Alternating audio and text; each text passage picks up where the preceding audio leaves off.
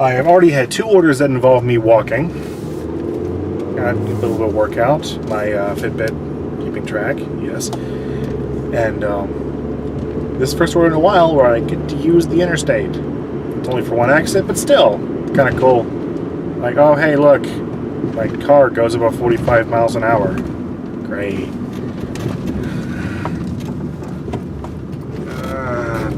Done. Restaurant I just went to. I used to go there to eat all the time because I figured out it was like really like quality New York pizza. And we started working with them. I don't go in there anymore. I really hate going into restaurants we work with to eat myself. Like, just like, it's always awkward. Like, oh, what order are you here for? No, this is for me. You see the blue shirt, you see me, you come to expect it, and that's fine. You just about the new employees, like, what are you here for? I'm like, this number. You're like, are you eating it here? No, I won't. Gotta learn sometime. We're a weird service. I mean, not everybody knows this kind of thing exists, so I have to explain to some people. Or when they ask me to pay for the food. I don't pay for the food. My boss is right, your boss is a check once a week. Don't. Like, God, if I had to pay for the food I deliver, can you imagine that? It would just be a pyramid scheme, wouldn't it? Yeah, going faster than 45 miles an hour. Yeah. I honestly thought I might be able to have a decent meal today, but that does not seem to be the case. Like, where is this order going? Where's that? Southern Village? South?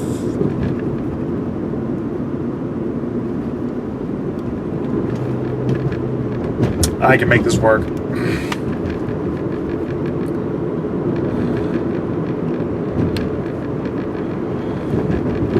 There are 1 or 2 restaurants I like to sit down at in the area, but I got an order, so not happening. I would love to know why there's a fire truck and a police car in front of this restaurant. Concern?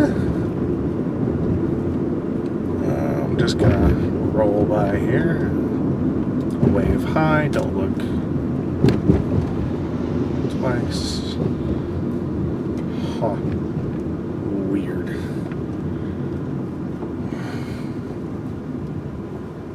Maybe after this order, I can get real food. I just stared longingly at the restaurant I was going to eat at as I drove by it. Looks like we're crunching it, so no brakes.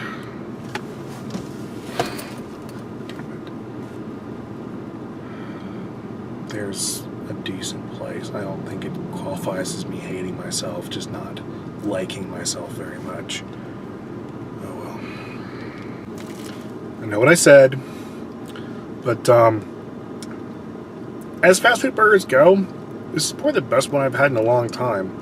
The restaurant's fairly new. They actually strain the grease out of the burgers, which never happens.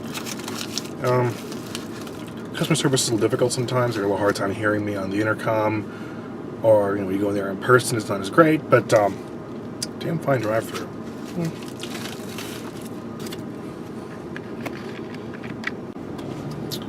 I am currently waiting for some asshole in a pickup truck to get the fuck out of the 2 spaces he's occupying on the side of the street. Like, double parking normally makes you an asshole. Double parking, like, on a parallel space is just fucking unforgivable.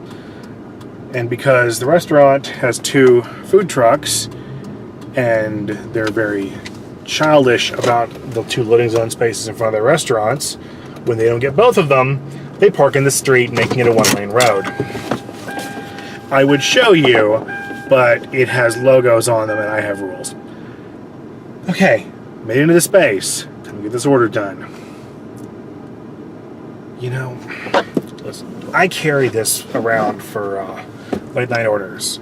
4-battery Maglite flashlight, 4 AA's, or D batteries. We just see numbers on houses when I get there in the dark.